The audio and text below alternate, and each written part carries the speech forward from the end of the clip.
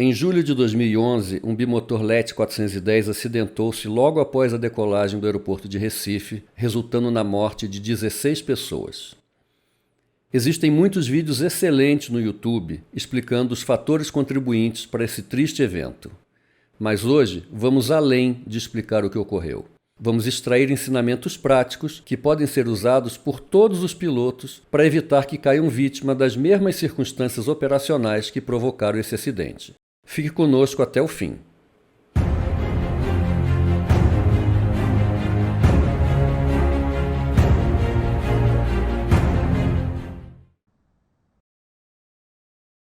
Era manhã do dia 13 de julho de 2011.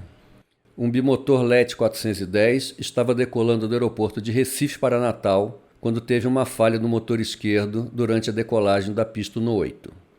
Após saírem do solo, o comandante solicitou o recolhimento do trem de pouso, mas demorou 52 segundos para o copiloto acionar o recolhimento. Quando a aeronave atingiu cerca de 400 pés de altura, o comandante iniciou uma curva à direita, anunciando a intenção de retornar para pouso na cabeceira 36. Em seguida, iniciou uma reversão para o lado oposto. Durante essa manobra à esquerda, a aeronave começou a perder altitude e velocidade. O copiloto sugeriu diversas vezes que o pouso fosse feito na praia, pois já estavam muito baixos para alcançar a pista. O comandante respondeu incisivamente que não pousariam na praia.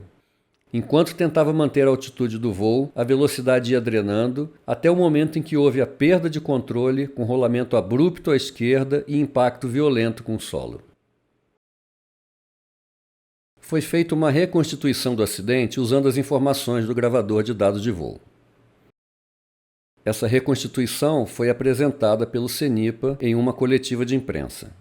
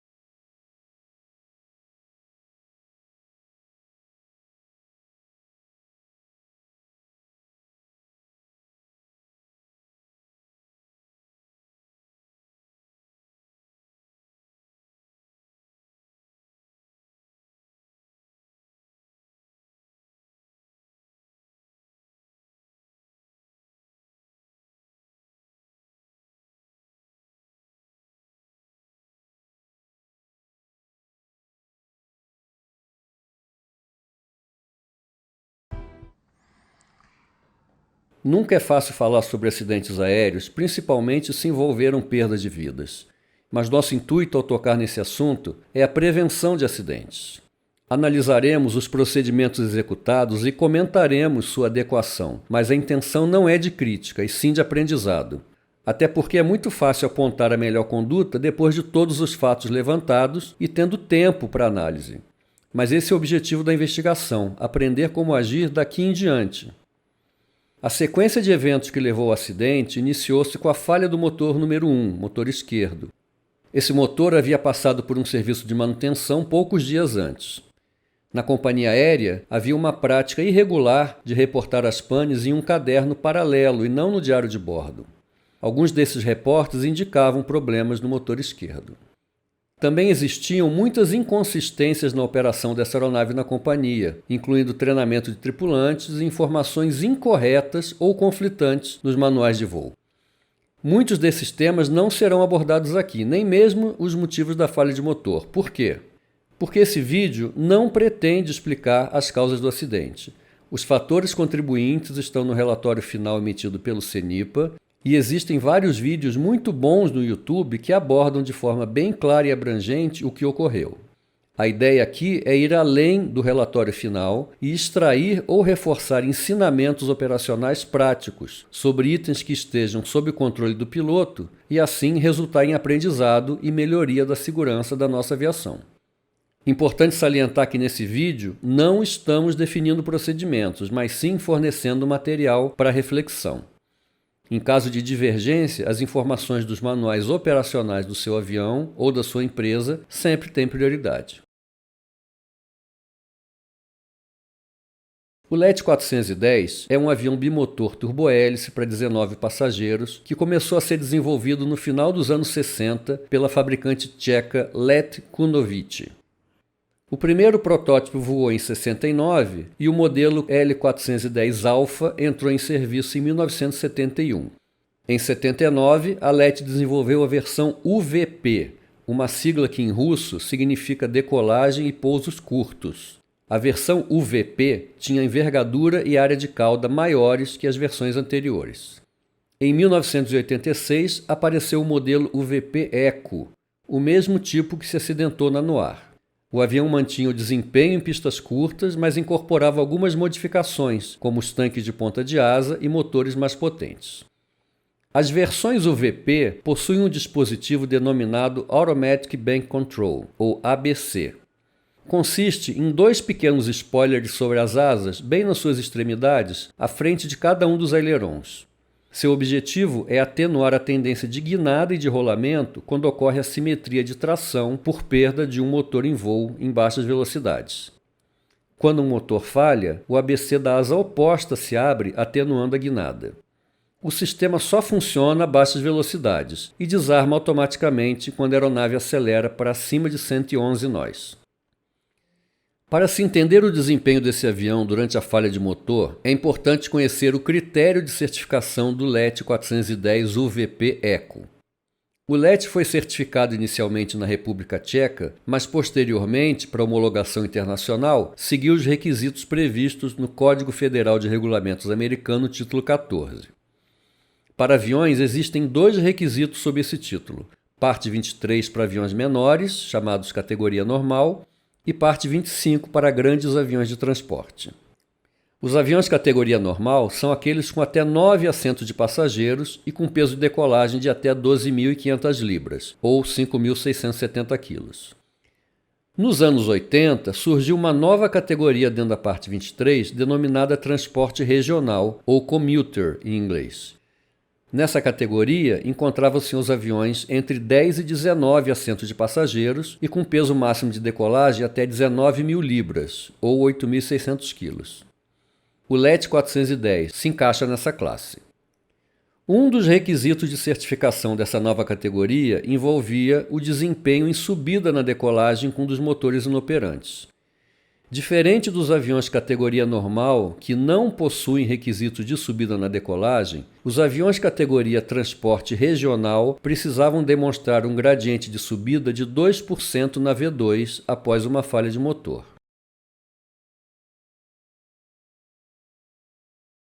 O que se espera em termos de desempenho e perfil operacional de um avião categoria transporte regional no caso de falha de um dos motores na decolagem? Durante a parte inicial, ainda no solo, a aeronave atinge uma velocidade chamada de V1. Essa velocidade tem dois significados. É a velocidade máxima em que o piloto deve estar tomando a primeira ação para conseguir interromper a corrida de decolagem e ainda parar dentro dos limites da pista. E também é a velocidade mínima, onde, no caso de uma falha de motor, a aeronave consegue acelerar apenas com o motor remanescente, decolar e subir, atendendo os requisitos de comprimento de pista e de subida. Portanto, falhas de tração antes de atingir a V1 exigem a interrupção da corrida de decolagem aplicando os freios e reversores. Falhas de motor após a V1 garantem que o avião terá desempenho para continuar o voo. De forma genérica, só se aborta uma decolagem após a V1 se houver sérias dúvidas sobre a capacidade de aeronave voar, como uma falha estrutural, por exemplo. Na sequência da corrida de decolagem após a V1, atinge-se a VR, que é a velocidade de rotação, onde o piloto atua nos comandos para tirar o avião do solo. A aeronave decola, a tripulação comanda o recolhimento do trem de pouso e deve subir na V2, a velocidade de segurança que garante aquele gradiente previsto no requisito. No caso específico do LET 410, para os casos de falha de motor, existem 2 procedimentos adicionais no início da subida. Acionar a potência máxima de contingência, MCP, no motor remanescente e desligar o Automatic Bank Control ao cruzar 200 pés acima da altitude da pista de decolagem.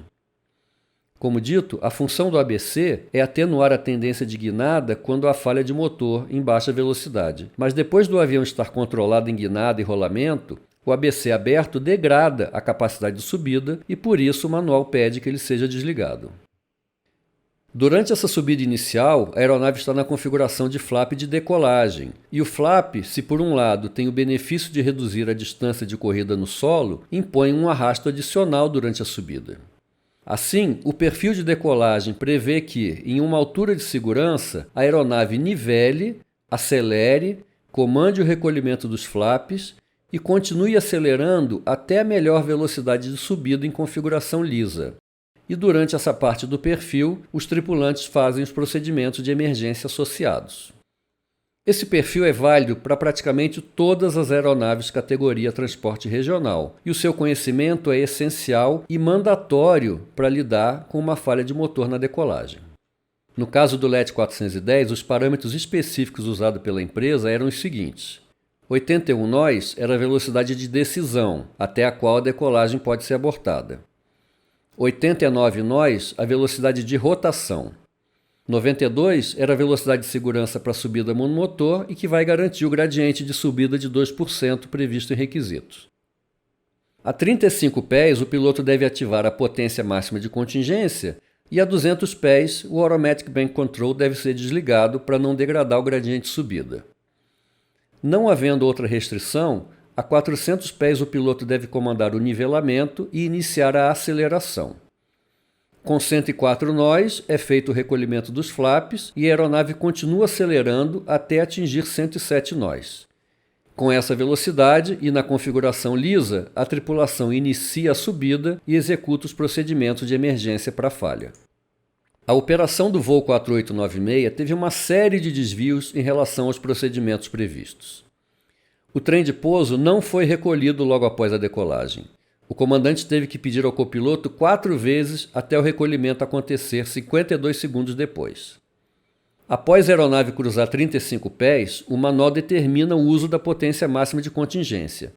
Esse regime libera uma potência adicional por cerca de 6 minutos no motor bom, mas nunca foi usado e os destroços confirmaram que o lacre na manete do motor direito, que indicaria o uso dessa potência extra, estava íntegro. Ao cruzar em 200 pés, não houve desligamento do ABC. Ao atingirem 400 pés, o piloto em comando não iniciou a aceleração nivelada mantendo a reta de decolagem. Ao invés disso, comandou uma curva de reversão para voltar para a pista. Sem ter cumprido o segmento de aceleração nivelada, os flaps não foram recolhidos e todo o restante do voo, na tentativa de retorno, foi feito com os flaps ainda na posição de decolagem, estendidos em 18 graus, o que significou um acréscimo desnecessário do arrasto aerodinâmico. A aeronave nunca atingiu 107 nós e nunca houve a intenção de prosseguir na subida até 1.500 pés. O checklist de emergência de falha do motor nunca foi lido. Todos esses desvios operacionais tiveram origem em vários fatores, incluindo o treinamento dos pilotos e as inconsistências e incorreções dos manuais de voo usados pela NOAR. No Manual de Procedimentos Padronizados de Operação, o SOP, o exemplo de briefing de decolagem estabelecia o seguinte: em caso de pane até a VR, permanecer no solo, reduzindo a potência de imediato para idle, aplicando reversos, spoilers e freios, para parar dentro da pista. Porém, a não ser que a V1 seja igual a VR, o que não era o caso, esse procedimento é irregular, uma vez que uma rejeição de decolagem acima da V1 pode significar que a aeronave não consiga frear e parar dentro dos limites da pista. Esse procedimento também está em desacordo com o manual do fabricante da aeronave. Mas o item seguinte é bem pior. O SOP definia que, no caso de uma pane após a VR, com pista disponível, o piloto em comando retornaria à pista e aplicaria freios, spoiler e reverso como necessário. Ou seja, com a aeronave já em voo, fariam um retorno utilizando a pista remanescente. Esse procedimento simplesmente não existe para a aeronave certificada na categoria transporte regional. Pode até ser aplicado para uma aeronave categoria normal, aquelas abaixo de 12.500 libras, que não tenham desempenho de subida monomotor, mas nunca para uma aeronave dessa classe que tem desempenho assegurado. A certificação foi feita para garantir a continuação do voo monomotor mesmo no peso máximo de decolagem. O procedimento correto para falha de motor depois que a aeronave está no ar é prosseguir na decolagem, executando o perfil previsto de subida até 400 pés na V2. Tentar retornar para o pouso no que resta de pista à frente coloca a aeronave em uma condição completamente desconhecida em termos de capacidade de parar dentro dos limites da pista e tem grande chance de resultar em uma excursão longitudinal em alta velocidade. Mais à frente, o briefing define que a 400 pés serão efetuadas as ações corretivas. Isso, mais uma vez, está em desacordo com o próprio manual do fabricante, que prevê as ações corretivas somente após o recolhimento do flap e durante a subida para 1.500 pés. O gravador de voz de cabine, o CVR, revelou que foi exatamente esse o briefing dado pelo comandante antes da decolagem. Essa indefinição sobre continuar ou voltar após a aeronave estar no ar pode ter sido o fator que retardou o recolhimento do trem de pouso pelo piloto segundo em comando. Na sequência, todas aquelas ações fora de hora desviaram a atenção dos pilotos dos procedimentos básicos de controle da aeronave e de ajuste da configuração. Os tripulantes focaram em ações internas antes da aeronave estar controlada na velocidade e na configuração exigida pelos procedimentos, e discordaram várias vezes entre si nos 4 minutos em que durou o voo. Quando acontece uma anormalidade na cabine de um avião, conceitualmente existe uma sequência para a realização dos procedimentos, algo que foi aprendido ao longo da história da investigação de acidentes. Essa sequência estabelece a seguinte prioridade no caso de uma emergência: pilotar, navegar e comunicar. O que isso significa na prática? Significa que a primeira preocupação do piloto deve ser o controle do avião. Diversos acidentes já aconteceram porque o piloto priorizou o combate à pane antes de ajustar e monitorar a atitude, a velocidade e a configuração do avião, resultando em perda de controle em voo. Esse é o perfil de decolagem para o caso de falha de motor. Previa acelerar para 104 nós, recolher os flaps para diminuir o arrasto e continuar subindo para 1.500 pés. Ao invés de se preocuparem com o controle de atitude e configuração para obter o rendimento de subida previsto, os dois pilotos desviaram sua atenção para procedimentos de cabine e tentaram retornar à pista com os flaps estendidos e curvaram em baixa velocidade para cima do motor inoperante, uma situação que afeta gravemente o desempenho de subida. No caso de falha de motor na decolagem, seja voando aviões multimotores ou monomotores, algumas ações devem estar memorizadas para serem aplicadas imediatamente e garantir tanto o controle quanto o desempenho. No caso genérico dos multimotores, essas ações envolvem o controle direcional, por causa da assimetria de tração em baixa velocidade, ajuste da atitude para se obter a velocidade de melhor razão de subida, Blue Line ou V2, dependendo da certificação, verificação das manetes de potência, geralmente levando todas à frente, ajuste da configuração de trem de pouso e flap e a adoção dos procedimentos de memória, se for o caso. Para aviões monomotores é praticamente o mesmo conceito, apenas não há preocupação com o controle direcional no caso de perda de potência. O fato é que, se quisermos reagir adequadamente e não instintivamente, os procedimentos para falha de motor precisam ser conhecidos de memória e praticados à exaustão. Só assim o piloto conseguirá realizá-los corretamente no momento estressante que se segue a uma falha de motor na decolagem. Um aspecto preponderante para o desfecho desse acidente foi a perda de controle em voo após a redução da velocidade. Quando há uma condição de assimetria de potência, a aeronave tende a guinar e se inclinar na direção do motor que falhou. O controle para evitar a guinada vem do leme direcional. Por ser um aerofólio, existe uma velocidade mínima até a qual o leme direcional tem autoridade para conter a tendência de guinada que acontece para cima do motor falhado, estando o outro motor produzindo potência máxima. É a chamada velocidade mínima de controle no ar, ou VMCA. Por critério de certificação, o fabricante pode definir a VMCA utilizando uma inclinação de até 5 graus na direção do motor bom. Quando se utiliza esse recurso, surge uma componente lateral da força de sustentação que ajuda a conter a tendência de guinada e rolamento para cima do motor em pane. E com isso, a VMCA é um pouco mais baixa do que se o avião estivesse com asas niveladas. Então, é importante que o piloto de um avião multimotor saiba que ao voar com asas niveladas, sua VMCA será maior do que o valor que está publicado no manual ou marcado no velocímetro. Quando o piloto faz curva para cima do motor inoperante, ele agora está jogando mais uma força lateral no sentido do rolamento para cima do motor falhado e prejudicando o controle direcional. Chega um momento em que o leme direcional não terá autoridade suficiente para conter a guinada e o avião vai começar a experimentar um aumento na derrapagem, drenando ainda mais a capacidade de subida ou a velocidade. Em caso extremo, vai resultar em uma perda de controle em voo para cima do motor em pane. Por isso que não se deve fazer curva na direção do motor inoperante a baixa velocidade. Voar a baixa velocidade com assimetria de potência e curvando para cima do motor inoperante leva a uma condição em que o nariz estará guinando na direção do motor em pane e o piloto está inclinado de asa na mesma direção do motor falhado, mas com a aplicação total do pedal oposto para conter todas as forças que estão levando o avião a guinar e inclinar. O leme direcional não consegue contrariar o acúmulo de forças na direção do motor falhado. A animação dos dados do FDR do avião acidentado mostra que foi exatamente o que aconteceu com o LET 410 do voo 4896. Curva com baixa velocidade para cima do motor falhado e gradativa perda de autoridade do leme direcional.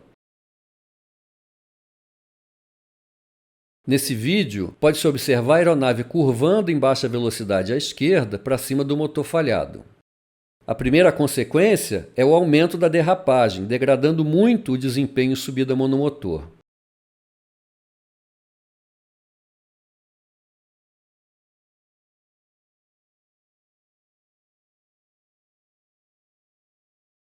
A segunda consequência é o aumento da VMCA, atingindo valores acima da VMCA publicada e resultando na perda de controle em voo. A comissão de investigação recebeu do fabricante do LET 410 os seguintes dados sobre desempenho em condição de voo monomotor. A razão de subida monomotor com Automatic Bank Control fechado é de 203 pés por minuto. Essa razão de subida atende aos requisitos de certificação. Para se atingir os 400 pés após a decolagem, a aeronave precisaria voar por cerca de 2 minutos na configuração adequada e com a aeronave coordenada, sem derrapagem. O manual avisa claramente que deve-se usar o pedal do leme com amplitude e inclinar a asa em 5 graus na direção do motor operante. Mas existem várias condições que provocam perda de desempenho. A abertura do ABC diminui cerca de 20 pés por minuto a razão de subida. O trem de pouso, que ficou estendido por cerca de 50 segundos após a decolagem, outros 100 pés por minuto. Uma derrapagem de 8 graus afeta a razão de subida em 80 pés por minuto para menos. E uma derrapagem de 13 graus rouba totalmente a capacidade de subida na V2, degradando em 250 pés por minuto para menos. Daí a importância ao item pilotar o avião assim que ocorre a emergência. O piloto deve aplicar o pedal para controlar a guinada, ajustar a atitude para obter a velocidade de segurança, inclinar os 5 graus para cima do motor bom para alinhar a fuselagem com o fluxo de ar. E fazer tudo isso mantendo-se atento a todos esses parâmetros durante os 2 minutos que a aeronave levaria para atingir os 400 pés. Nesse caso do LET, a aeronave atingiu mais rapidamente os 400 pés porque ainda havia uma tração residual no motor esquerdo antes da falha se estabelecer por completo e a hélice embandeirar. Quando há falhas de motor após a decolagem, manobras devem ser feitas apenas se houver necessidade ou para evitar obstáculos, uma vez que curvas afetam o desempenho em subida, que já é limitado. No caso específico do NOAR 4896, o melhor procedimento teria sido manter a reta de decolagem enquanto cumpria todo o processo de aceleração e subida até 1.500 pés, por mais tempo que isso levasse, pois a aeronave tinha capacidade de subida. A tentativa de retornar antes da hora foi fator crucial para a irreversibilidade do acidente. Na sequência, veremos os processos de comunicação com o ATC e entre os tripulantes na cabine. Internamente, os dois tripulantes mostraram dificuldade na coordenação das ações. O comandante teve que solicitar por 4 vezes que o trem de pouso fosse recolhido, enquanto o segundo em comando pedia para que ele voltasse para a pista. Mesmo com o avião no ar, o copiloto informou a torre que estavam abortando a decolagem. Depois, o comandante solicitou o embandeiramento da hélice do motor falhado, quando na verdade a hélice já estava embandeirada. Enquanto o avião curvava para retornar para a pista, o copiloto, consciente da situação de baixa energia da aeronave, pedia ao comandante e informou à torre que iriam pousar na praia. E o comandante respondeu incisivamente que não. Nos últimos momentos do voo, o copiloto alertava para baixar o nariz por causa da velocidade de stall. Em resumo, os dois tripulantes não agiram como uma equipe coordenada.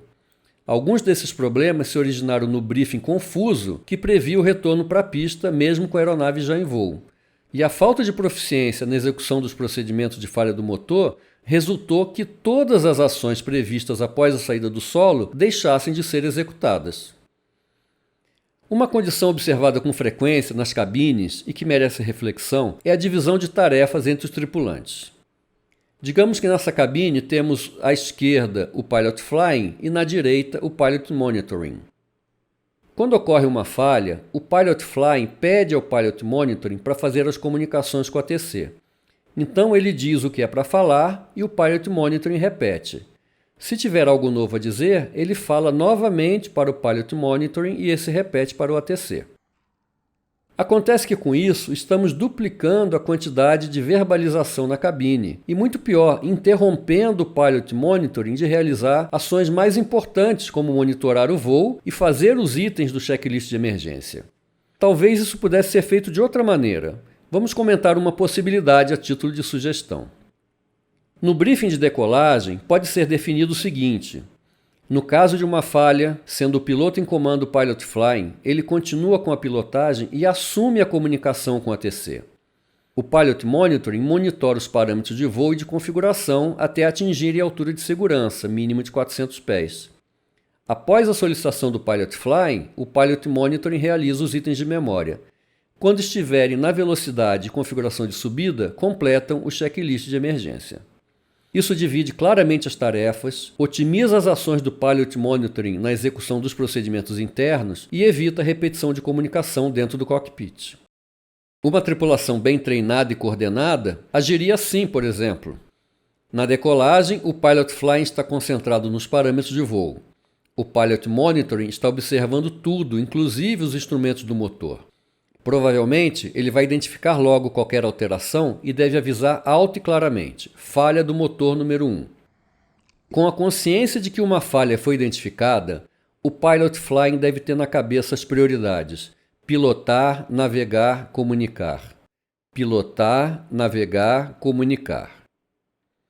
Pilotar significa controlar a aeronave, ajustar a atitude para obter velocidade de segurança, Blue Line ou V2, inclinar para cima do motor bom, checar a derrapagem e concentrar-se nesses aspectos nos 2 minutos seguintes até atingir a altitude de segurança. A verbalização e as ações do Pilot Flying seriam algo assim: trem em cima, potência de contingência, checar embandeiramento. Vamos subir até 400 pés, acelerar para 104 e recolhemos o flap. Quando o piloto verbaliza as ações futuras, ele não só se prepara melhor, mas também mantém o outro tripulante no loop. Sabendo antecipadamente o que se pretende fazer, o Pilot Monitoring tem melhor capacidade de executar a sua função, monitorar. O Pilot Monitoring responde: ciente, hélice do motor 1 embandeirada, ou não. e continua na função de monitorar todos os parâmetros de voo e sistemas. Ao atingir a altura de segurança, o Pilot Flying avisa 400 pés, 104 nós, flap em cima. 107 nós, iniciando a subida para 1500 pés. E pede o checklist de falha de motor. O Pilot Monitoring responde flaps recolhidos e confirma que vai iniciar o checklist de falha de motor. Lê e executa. Antes de realizar procedimentos críticos, como o corte de uma manete de combustível, por exemplo, o Pilot Monitoring pede para o Pilot Flying confirmar se ele está atuando na manete correta. Terminado o procedimento, ele anuncia checklist de falha do motor completo. O Pilot Flying agora chama o ATC usando o código de urgência PAM-PAM, PAM-PAM, PAM-PAM e avisa ao ATC. Torre, voo 1234 com falha no motor esquerdo, vai manter a reta subindo para 1500 pés, chamará assim que estiver pronto para retornar.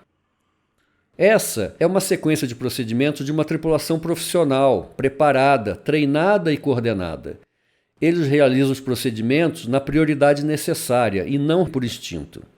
E um monitora as ações do outro. Talvez alguns pilotos achem essa coordenação complicada ou fora da realidade, mas é exatamente assim que acontece quando tripulações têm a oportunidade de treinar em simulador de voo.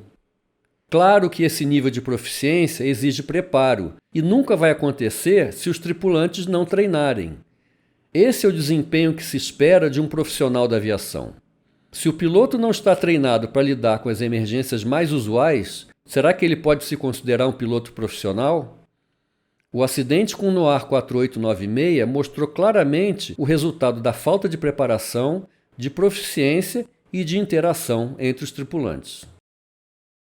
Para fechar esse tópico, além dos itens já comentados, pilotar, navegar e comunicar, acrescentamos agora o gerenciamento da situação, incluindo analisar as opções disponíveis e tomar as decisões para atenuar as consequências da emergência. Nesse ponto, eu já tinha decidido terminar esse vídeo do acidente com o Noir 4896 e das lições que podemos aprender dele, quando surgiu um novo questionamento na minha cabeça. Esse questionamento tem a ver com o desempenho do LET 410 no perfil de subida monomotor. Para confirmar minha teoria, eu consultei o livro Aircraft Performance Weight and Balance do comandante Thiago Brenner, que eu recomendo fortemente. Minha questão era sobre o uso do flap na decolagem e sua influência no desempenho do LET 410 nessa saída de Recife. Dava para decolar com outra configuração de flap? Faria alguma diferença no desempenho? É o que vamos ver. Conceitualmente, existem diferenças no perfil de decolagem dependendo do ajuste de flap. Supondo que uma aeronave decole com flap na posição X, isso vai significar uma certa distância de decolagem e um certo gradiente de subida. Se a aeronave estiver configurada com um flap em uma posição menor, isso vai representar um aumento na distância de decolagem, mas depois uma melhora no gradiente de subida, devido a menor arrasto aerodinâmico nessa configuração. Lembre que estamos falando conceitualmente, portanto, verifique os dados específicos da sua aeronave antes de realizar qualquer procedimento nesse sentido. Onde e como o flap afeta o desempenho depois que o avião decola? O perfil de decolagem com motor inoperante para aviões multimotores que foram certificados com gradiente positivo na configuração de decolagem é dividido em 4 segmentos. O primeiro segmento é curtinho, vai do momento em que o avião cruza 35 pés de altura até o momento em que o trem de pouso completa o seu recolhimento. Nessa fase, os aviões categoria transporte regional precisam ter um gradiente de subida que seja apenas positivo, não havendo um valor específico requerido. O segundo segmento vai do instante em que o trem de pouso está recolhido até o momento em que a aeronave atinge a altura de segurança, voando na velocidade V2 e ainda mantendo a configuração de decolagem. Nesse segmento, os aviões FAR-23 transporte regional precisam demonstrar um gradiente de subida mínimo de 2%. Não confundir esses valores com os aviões categoria transporte do FAR-25, que são diferentes. O terceiro segmento é o da aceleração nivelada, onde acontece o recolhimento dos flaps. E o quarto segmento é o da configuração de subida em rota, onde os bimotores de transporte regional precisam subir com gradiente de 1,2%. Dependendo das condições, o requisito mais difícil pode ser o do segundo segmento, ou seja, subir com um gradiente de 2% na configuração de decolagem.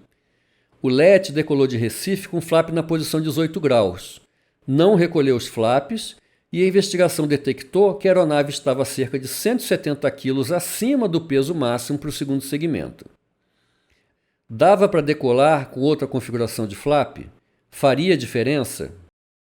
A NOAR fazia linhas apenas para aeroportos com pistas longas, sendo que a menor, a de Mossoró, tinha 1.900 metros. Sendo esse avião uma versão UVP, ou seja, otimizado para operações de pouso e decolagem curtas, que opções teríamos para os perfis de decolagem se a pista não fosse fator restritivo? Para ter essa resposta, consultei o Airplane Flight Manual, AFM, do mesmo modelo da aeronave acidentada, o L410 UVP Eco 20, e identifiquei no capítulo de procedimentos normais que o avião está certificado para decolagem não só com flap 18, mas também com flap 0. Aí então fui ao capítulo de desempenho do AFM para verificar quais seriam as diferenças nas distâncias de decolagem entre essas duas configurações. Os gráficos estavam lá. Escolhi uma condição um pouco pior que a do acidente, apenas para comparação.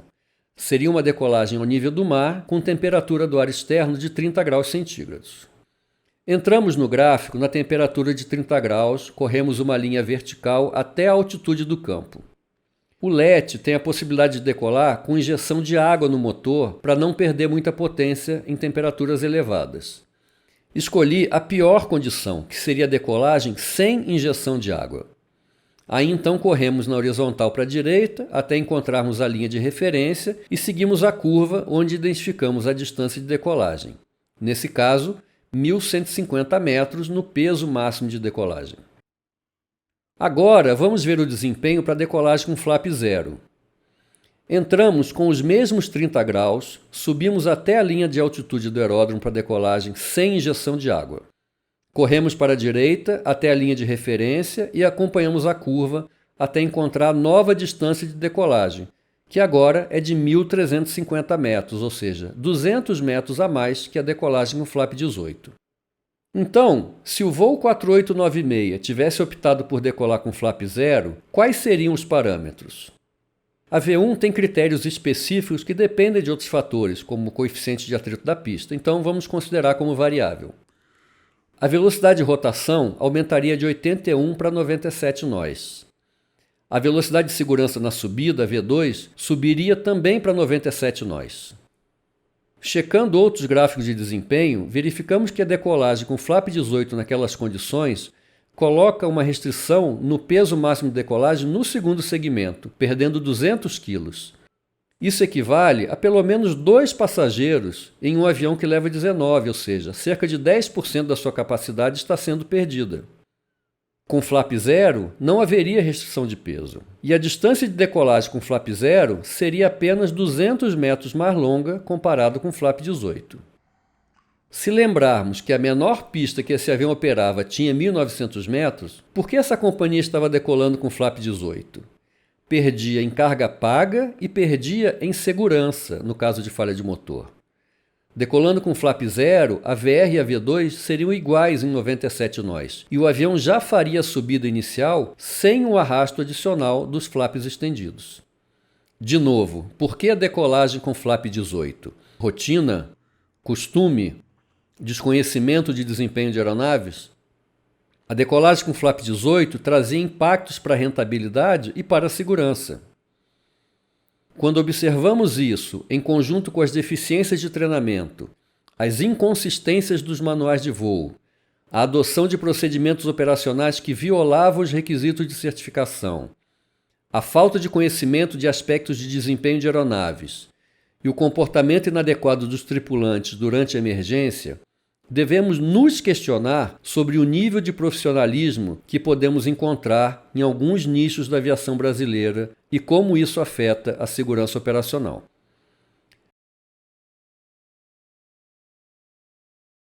Lembro de um colega da área de segurança de voo que costumava comentar: a aviação no Brasil está cheia de inventores. E ele completava brincando: devíamos ter parado com Santos Dumont.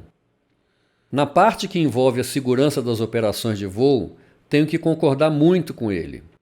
Em várias investigações de acidentes, identificamos pilotos executando procedimentos que não tinham qualquer base para sua aplicação. Uma coisa que aprendi depois de ter trabalhado por 19 anos em um fabricante de aeronaves e que acho que todo piloto deveria considerar é que o fabricante não tem interesse em colocar limitações na sua aeronave. Isso afeta a competitividade do produto. Quando existem limitações nos manuais, é porque elas se mostraram necessárias. Também não seria viável explicar os motivos por trás de cada limitação, o manual de voo não teria fim. Portanto, podemos nem saber o motivo, mas as limitações e os procedimentos operacionais têm uma forte razão para serem da forma como o fabricante estabeleceu. Se não conhecemos o motivo, não temos autoridade alguma de modificar os procedimentos ou as limitações. Com o alto nível de confiabilidade das máquinas, é cada vez mais evidente que os acidentes aéreos estão relacionados com causas operacionais, muitos deles envolvendo desvio de procedimentos ou a violação das limitações da aeronave. Portanto, uma sugestão: nas operações de voo, atenha-se ao que está escrito. Não modifique procedimentos ou limitações sem saber exatamente o que isso representa. Ser um piloto profissional significa estar preparado para operar a sua aeronave, tanto nas condições normais do dia a dia, mas principalmente naquelas situações de emergência, pelo menos as mais usuais na operação da sua aeronave. Esse profissionalismo envolve conhecimento, preparação e treinamento. Conhecimento através de estudo dos manuais de voo e de desempenho da aeronave. Preparação, pelo menos, para situações adversas mais comuns. Pane na decolagem deveria ser a emergência mais básica que um piloto profissional precisa dominar, seja em um bimotor ou monomotor.